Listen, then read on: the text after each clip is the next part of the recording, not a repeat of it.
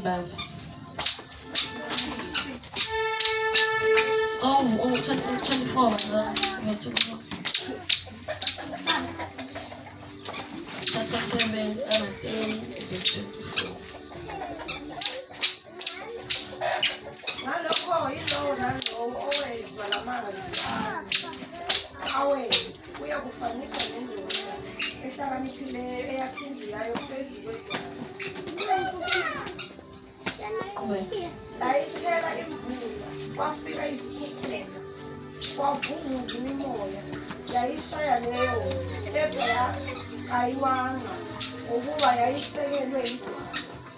Kodwa yilowo owezwa lamazwi ami angawenzi uyakufaniswa nendoda eyisimula eyakha indlu yayo phezu kwethabathi. Layithela imvula, kwafika izikhukhula, kwavunguza imimoya, yayishaya leyo ndlu, yawa, kwaba kukhulu ukuwa kwayo. Amen. Hallelujah. Amen. Cela omunye asifundele in 1 Corinthians 3 verse 10. 10 to 11. Amen. Noma ngifundele. Ngoba umusa kaNkulunkulu engiyiphiweyo njengenyanga yokwakha ihlakaniphileyo ngabe isisekelo omunye wakha phezu kwaso, kepha akube lona aqaphele ukuthi wakha kanjani phezu kwaso, ngokuba kakho ongabeka esinye isisekelo kuphela leso esibekiweyo esinguJesu Kristu. Ngicela umfundisi uSomo angifundele noma ingayiphi version emfishanayo uMatthew 7.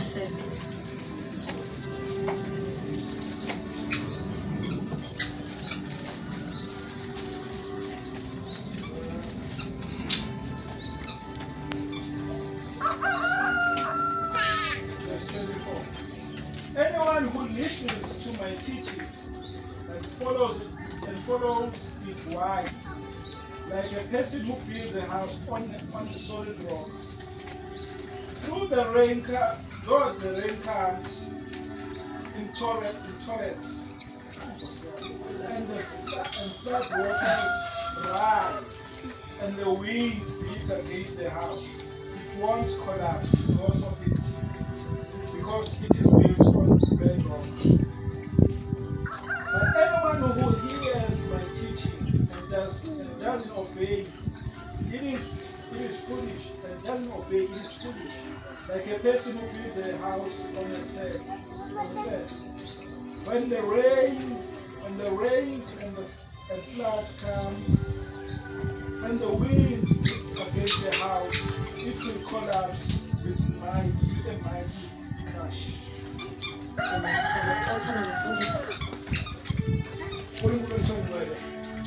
The foundation of our faith and salvation. The perfect sacrifice that was given for us. Lord, we pray that our hearts will see you, gaze attentively, and gaze at our hearts and transform us. Pray that your servant will reach and the preachers will be nothing but the truth. Who will reach the Father? Because of God, you are ready to intimidated in the process of teaching us the solid foundation of this. Bazalwane la esifunda khona ngicela ukubheka umakhelwane wakho uthi building uthi siyakha makhelwane ngifuna bazalwane sikhulume ngokwakha. Amen bazalwane. Amen. Sonke la ngoba sikhona emakhaya kwake kwakhiwa ngithi kwake kwakhiwa sikhona. Amen bazalwane. La kwakhiwa ke bazalwane i-foundation iyenziwe ibe deep. Ukuba deep kwe-foundation ikona okusitshelayo ukuthi indlu izolasta isikhathi esingakanani. Indlu evele yabekwa nje. For example bazalwane la ngesikhathi sifika savele sabeka usimeni. Ngithi yabona ukuthi usimeni awusekho. Ngoba savele nje sawubeka akumbilwanga. Amen bazalwane. So nalana ke esifunda khona uthi uJesu umuntu ozwa izwi lami alenze bazalwane enze njani? Alenze. ngoba izwi singalizwa sonke kodwa uthola ukuthi mhlambe abazolenza bawu-2 mhlambe kubantu abawu-10 ekhulunywe kubo umuntu ozodecide ukuthi enze mhlambe babe 2. Amen bazalwane. Ingakho iBhayibheli ligcizelele ukuthi alenze. Amen bazalwane. So kuthiwa lowo nalowo ozwa lamazwi ami awenze ufana nendoda ehlakaniphile. Amen. Le ndoda ehlakaniphile yakha indlu yayo edaleni. Kule nto yokwakha into yokuqala engifuna sibuke ukuthi wakhe kuphi. Amen bazalwane. Into yokuqala okufanele uyibuke before wakhe ukuthi wakhe kuphi. Ingakho uma kuzokwenziwa ama-building amakhulu like malls kuqale kufike o-surveyor noma bani laba banamagama amakhulu aba-engineering bazoyi-check-a indawo ukuthi le ndawo kungakhiwa yini kuyona, le ndawo ilungele yini ukwakha. Amen. So Christ is the perfect foundation bazalwane. uJesu uyisekelo esingenasici. Amen. uJesu uyisekelo esingenasici. Perfect foundation. Amen bazalwane. So kuthiwa lana-ke le ndoda ehlakaniphile yona yakhe indlu yayo edwaleni. Amen bazalwane. uJesu is our solid rock. Amen bazalwane. Uma-ke sakha kuKristu bazalwane, okokuqala sinesiqiniseko sokuthi sakhe endaweni e-right. Amen. Leyo nto leyo yokuthi sakhe endaweni e-right isenza sibe at peace even masilele noma kunetha noma kuduma noma kwenzakalana emhlabeni, kufike iCovid, kufike zonke lezi zifo, thina we are at peace because we know ukuthi sakhe endaweni e-right. Sakhe esisekelweni esi-perfect. Amen bazalwane. So kuthiwa-ke le ndoda ehlakaniphile yona yakhe indlu yayo. Uma ubheka la ezweni lenkosi akubekwanga ukuthi indlu yayo yayakha ngani. Akushiyo ukuthi yayakha ngodaka noma yayakha ngey'tini ngoba lokho it doesn't matter mangabe isisekelo si-right. Amen bazalwane. Into evezwayo ukuthi indoda ehlakaniphile yakha edwaleni. Amen bazalwane. Kuthiwa ngesikhathi bakhile-ke wakhile lo edabeni lo wakhile esihlabathini. Amen bazalwane. Nawe uyabona njengakho nje iBhayibheli lithi uyisukula nomunye. Wena ungavela wakhe indlu nje ehlabathini nje. Ingakho iBhayibheli lithi lo oyisula wakha enhlabathini. Yeah. Ingakho namhlanje ngifuna sikubheke ukuthi sakhephi. Amen bazalwane. Into-ke bazalwane yokuthi wakhephi ihamba ibanga elide nawe. Amen bazalwane. Kunezinto ezifikayo zibuza ukuthi wakhephi. Amen bazalwane. So now la eBhayibhelini kuthiwa yafika imvula yafika ngapha ka-right, yafika ngala ka-left, yafika kulo wakhe edwaleni, yafika kulo wakhe enhlabathini. Amen bazalwane. Ngoba noma sikuKristu akusho ukuthi imvula ayifiki.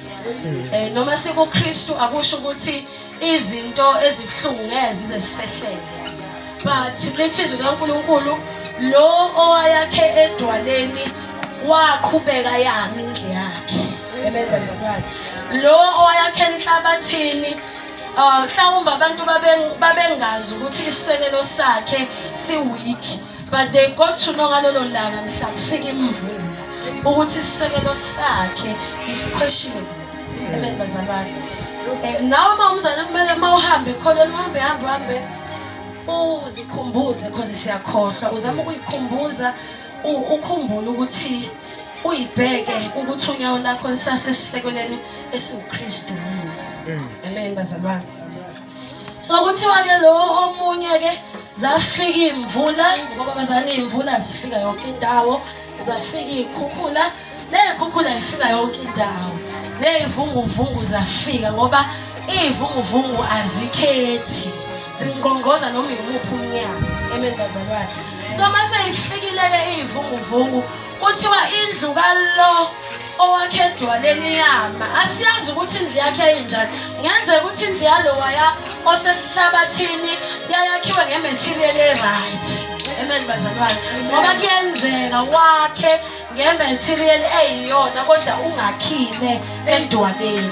Amen bazalwane. So this other one indlu yakhe kwakungenandaba ukuthi ihudaka noma ihitini noma mhlawumbe wayeqongqotha othayela nje kwanganandaba ngoba le ndlu yakhe yayisedwaleni idwala elinguKristu. Amen bazalwane. So uma ngabe seyifika ivunguvungu zikubuza ukuthi wakhephi. Amen bazalwane. Uma ngabe ugulelwa uyabuza ukuthi wakhephi. Uma ngabe ulahlekelwa ilost bazalwane ifika ezumbuzo ukuthi ukuphi. Uma ngabe kufika ikhathi la khona ze confusion thina masi confused we always run to Jesus ngoba siyazi isisekelo sethu uKristu. But lo makufika confusion ngoba isisekelo sakhe sasintekenteke kungenzeka ukuthi waya kobuza kubantu.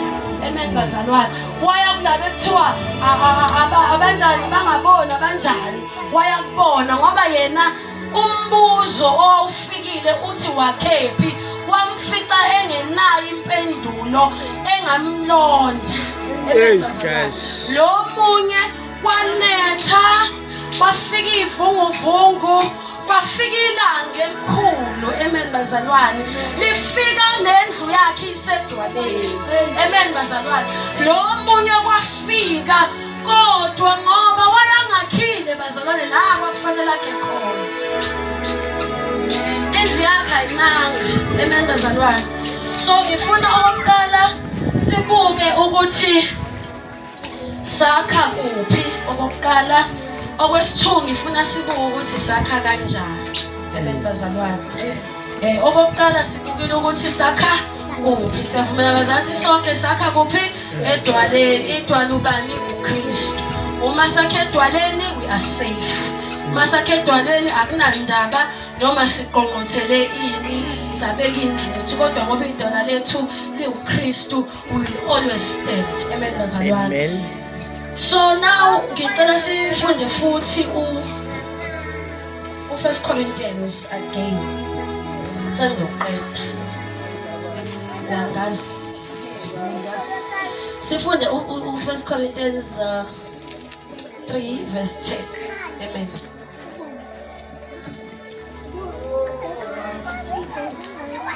Ufunde kanje kwelami iBhayibheli ngokomusa enguphiweyo. Ngomusa uNkulunkulu enguphiweyo njengenyanga yokwakha ehlakaniphileyo ngabe isekelo omunye wakha phezulu kwaso kepha akube ilona lo aqaphele ukuthi wakha kanjani phezulu kwaso. Amen bazalwane. Sho ukuthi bazalwane indlela yokwakha kulesi sekelo ukuqaphela. Amen bazalwane. Amen. Uma sakhe kuleli idwala lethu elinguKristu sakha ngokuqaphela. Lithi izwi kaNkulunkulu wonke umuntu owakhe kulesi sekelo akaqaphele. Thina bomama ke sinakho ukungaqapheli. Amen bazalwane. In our journey and in our walk of faith khasamba sambe singanaki. Amen bazalwane. Singanaki nje sibe free. Amen bazalwane. Ungaqapheli ukuthi umoya ongcwele usethule. Ungaqapheli. Athulu usomluko, athulu lwesibili, athulu lwesithathu. Kungathini nje ngoba wakhile khona yebo kodwa awukho careful. Amen bazalwane. So indlela yokwakha kulesisekelo ukuthi uqaphele. Amen bazalwane. Elwane bethu bazalwane because ngithe sizokhuluma ngokwakha. As leaders or as abantu who are older than others, sine duty or responsibility of building. Amen bazalwane. Uma ngabe ukhulisa umntwana you are building. Amen bazalwane. Uma nje uNkulunkulu wakunikeza ingane it doesn't matter ukuthi unemngaki. uNkulunkulu nje wakunika ingane usugaxele uyaqala uyakha. Amen bazalwane. So now kuthiwa ke umuntu owakhayo fanele akhe kuphi? Edwaleni. Nangu uNkulunkulu unginikezile i-assignment ethile yokwakha. Ngicela usihebe nosikhanyiso bahlale phansi. Amen. Nangu uNkulunkulu unginikezile i-assignment or i-responsibility yokwakha. For example, njengomama mfundisi nginikwe i-responsibility yani yokwakha. Amen bazalwane. So when I build, kumele ngiqaphele ngize ngiqaphele nami. Amen bazalwane. Because in the process of building kuyalinyalwa ngoba kunezinto ezisetshenziswayo zokwakha ezisinxunzayo. Amen bazalwane. Sometimes kuzothi ngithi ngibeka isitini siwele onyaweni. Amen bazalwane. Uma ngabe lesitini siwele onyaweni lami, siwele onyaweni ngoba bengingaqaphelile. Ngoba indlela yokwakha, indaba yokwakha idinga ukuqaphela. Amen bazalwane. Sometimes ngizothi ngiyakha mhlambe ngiphethe anything yokwakha mhlambe ingilimaza umunwe. Amen bazalwane. Ngifuna sibuke leyo ukuqaphela ukuthi you do not qaphela mostly kwabanye but uziqaphela nawe uqobo. Amen bazalwane. Uma somama sibadala, for example esontweni, ufika ingane ngithi wena une responsibility yokwakha. Amen bazalwane. Uma ngabe fika untombi, amen bazalwane, uhlobo lwamazwi engifuna ukumakha ngawo kwayiwona kufanele ngiwaqaphele mina. Amen bazalwane. Haleluya. Amazwi indlela engiwakhipha ngayo, indlela azohlala ngaye, ngiqaphelisise nje inhliziyo yakhe. Amen bazalwane. Sine duty bazalwane yokuthi uma sikholwa sinakekelane ngokujulile. Amen bazalwane. Unganginakekeli ngokuthi uyangibona ukuthi ngaphandle ngi-right but uyinakekele inhliziyo yakhe. Amen bazalwane. Uyinakekele inhliziyo yomuntu oseduze kwakho. Amen bazalwane. Because in the process of building kuyalinyala. Ages. Lethizwe likaNkulunkulu akunakwenzeka ukuthi ukukhubeka kungabi khona. But kulo ukukhubeka okuzangayo. Amen bazalwane. When we build kufuna siqaphele ngalendlela yokuthi uma ngabe ukuthi ngiyabona ukuthi lento engiyikhulumile sibe careful nje bazalwane. Lento engiyikhulumile ngifuna usasa legama masibo iyabheda. Ngoba kuyenzeka ukuthi ukhuluma into ebhedayo. Yabo. Nawu umuntu phela yabo. It's not like you are Jesus and stuff. Ukhuluma nje into ebhedayo but angithi yazana sinomoya ongcwele. Uma uzomoya ongcwele ekudonsa ngebhanti ekudonsela eceleni. Uma ungaqapheli futhi ngeke umuzwe.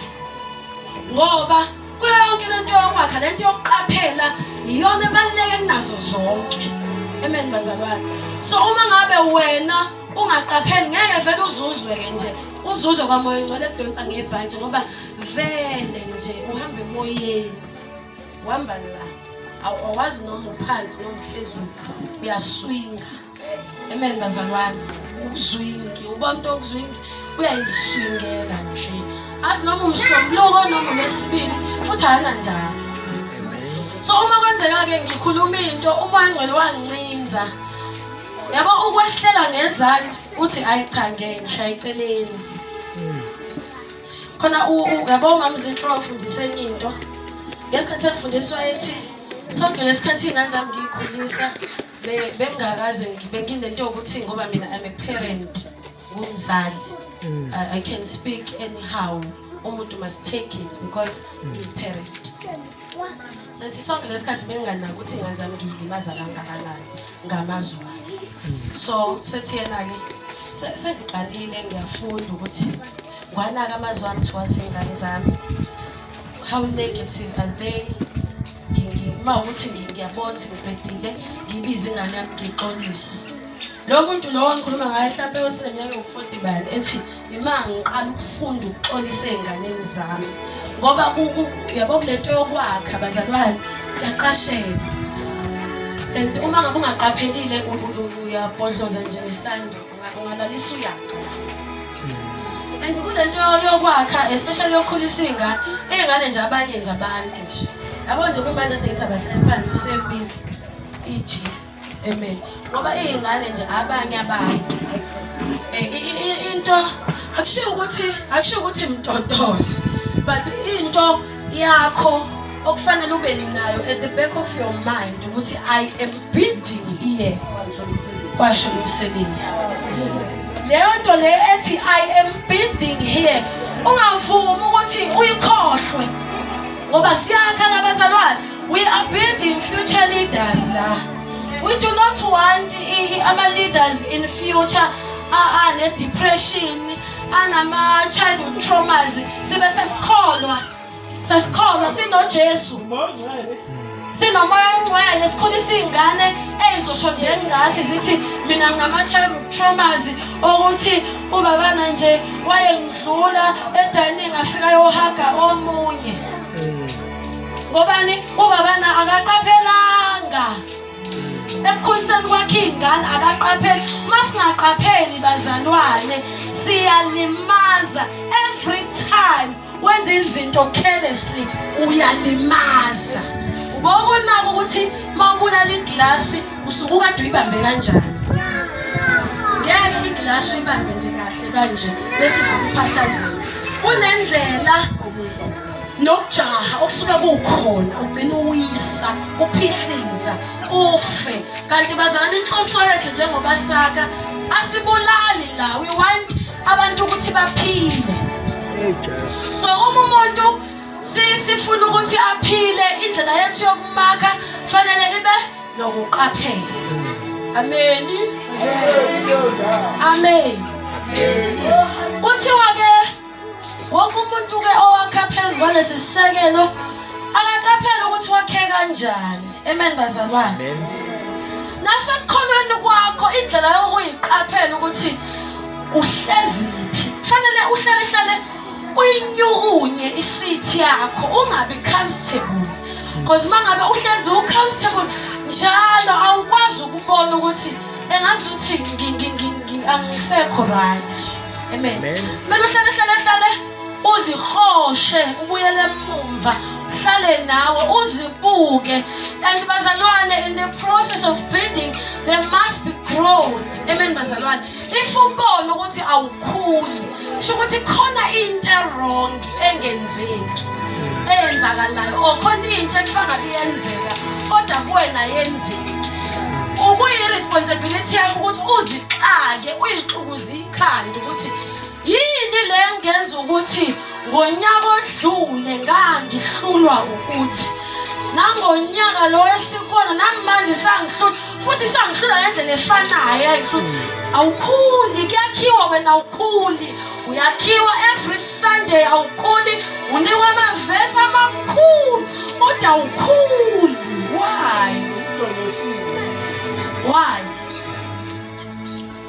Why entshubeni engako suyizwile yindaba ungakhuli nje.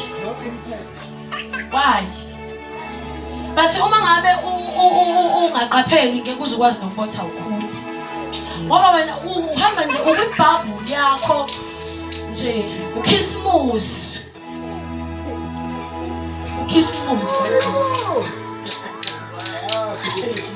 So uma ngabe ukwibhabhuli yakho awunaki bazana ngifuna ukuthi sinake. Nakamazwi wakho nakukhamba kwakho. Unako ukuyiphatha kwakho, unake i-lifestyle yakho. Unake ngisho ukudla okudlayo. Ngoba bazalwane uma ngabe sakha uyanakwa. Ngoba kunendlela ikhona ekufanele libe ngayo. Uma ngabe kwenza umuntu onganakile ikhona liyatsheka.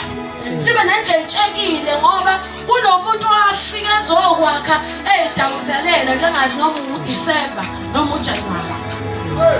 Ngifuna bazalwane ukuthi sinake siqaphele. Umqaphele umzalo othi lutho awunandaba na umqaphele naye. Jesu wamfela. Umqaphele nalo wazi ukuhluleka kwakho umqaphele ukuthi ngesikhathi ngithi kanjena ngesikhathi ngenza kanje ngibona Nkosi yami kwenzakalani kuyena ngesikhathi mina ngikhuluma kanje yena ngibona lo mzalo ophenduke last week kwenzakalani kuyena lo mzalo kade eqala ukuvakasha last week ngesikhathi ngibona uyabona engizwa izinto engiyikhuluma mangiphuma la ngimenzani. You're not vetting mangabe ukuthi uright la siyacula uhaleluya uhosana umnandi la sonke makuphuma isonto wena nje awusayazi ndaba yethu nje ukuthi wena budansa lapha esontweni bukhona. Bazane ukukholwa kulanguage yethu kukwinkambo yethu kakhulukazi bazane inkambo yethu nje inkambo yethu sihambe nje kahle phakathi kwabantu baze babone. Amen bazalwane. Khona umhlaba wethu abantu baze babone uhambiso kwakhe. Sambe ngokuqaphela sindisweni yethu siphile ngokuqaphela. Wama ungaqapheli uyalimaza, awulimaza uqondile kodwa uyalimaza. And it doesn't matter ukuthi ungaqondile ulimaza, ulimazile. Yayizwa lonto. Masulimazile bazana ulimazile. Sekufanele kuqoqwe. Kunezinto ke njengeglass bazana masifilifili. Lithi iBhayibheli akwenzeki ngiyaphinda kwenzeke ukuthi ukukhubeka ngabe khona kodwa wo unto you ekufika ngawe. Wo unto you if uwena umbhebhezeli odlame. Wo unto you. uNkulunkulu uyayilwa icase yabantu abasukelwayo. Amen bazalwane. Uyilwa uyena nje qobo lwakhe yena nje alwe uNkulunkulu qobo. Angithi lithi iBhayibheli alothula mina ngizonilwela. Usumesho khona lokho ukuthi abantu abathuli mina ngiyabalwela. Angazi ke mawungathuli olokhu njengami. Angazi ungathuli uzolweluka. So lo muntu lo umuntu innocent bazalwane umqaphele. Ungamsukeli umuntu. Siqaphelane nje bazalwane sincengane indlela ekhaya ezulwini asizungena kusasa. Sibe nesineke towards each other. Umncenge. Uyabona umuntu omncane lo Jesu engazuthi wena uJesu. Wathi uzela kuwena futhi uzobenefita. Yabona abantu abadayisa insurance, abantu be-network marketing. La kaJesu umuntu manje umncenge engathi uthi ozojoyina. Ngokuzohola ngithi bese uzohola. Fa umncenge uJesu umncenge engazuthi mayesejoyinile la esontweni uzokhonto zethola. Amen. Ayikho. Amen. So la bazane ngifuna into yami ibisekutheni abagaba bengifuna ukukhuluma ngawo building. We are building where and how. Amen bazalwane. Ngithe sibhida kuphi kuKristu. Asuki ke bazalwane kuJesu. Asuki nje kuJesu vele ke asinandawo nasingakho. Akukho muva. uJesu uyimumva lethu uyiphambili lethu uyiphakade ubona konke. Asuki kuJesu bazalwane. Asuki khona izinto ezifikayo usathana akuthi qina phela qinana enkosini nasemandleni amakhulu. Mafika usathana ukuthi ezama ukukususa qina enkosini nasemandleni amakhulu. Amen bazalwane. Uqimusa musu ukunyakaziswa ubala. Amen bazalwane. Lithi iBhayibheli leyandlu zafika ivunguvungu. Akushiyo ukuthi kwafika umoyana nje lo labo othi thiwa kwafika ivunguvungu basi leyandlu yama. Amen bazalwane. Wena nje umoyana nje omncane usuyadiyazela yini uyafuna ukuthi uyezulwini uyafuna indlela yezulwini bazalwane ifuna abantu abanesibindi hayi amagwala. Ifuna abantu abanenkani. Hayi umuntu othi nje ke shuthi ke ngoba akayike sho ukuthi ke. Amen bazalwane. So into yethithini sakha kuphi? Sakha kanjani? Akaqaphele ukuthi wakha kanjani. Wonke umuntu owakhayo akaqaphele. Nomfundisi noma umfundisi akaqaphele ukuthi in the process yokubakha abazalwane abalimali. Ngoba uyena oyokuzwa ngabo ukuthi wena wathi wena walimali. Amen bazalwane. So amagama ebengifuna ukukhuluma ngawo it's building bazalwane because as we are here as a church we are building. Amen bazalwane. Siyakha bazalwane. siyakha bazalwane, siyakha embusweni kaNkulunkulu. Amen bazalwane, siyakha bazalwane. So uma kwakhiwa ke futhi kuyangcola. Amen bazalwane, uma kwakhiwa bazalwane akurelax. Amen bazalwane. So sibe nayo lento engqondweni zethu ukuthi uma wakha khona vele izinto ezofika zikungcolise. Amen bazalwane. Amen bazalwane.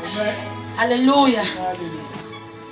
Uma wakha vele kuzofika nje abo amagama athi qina. Amen bazalwane. Qina. When the Bible says qinani enkosini nasemandleni amakhulu, uyayizwa lento ukuthi kwakugashiwe ukuthi qina on yourself because you do not have power. Kwathiwa qina enkosini. Yabo?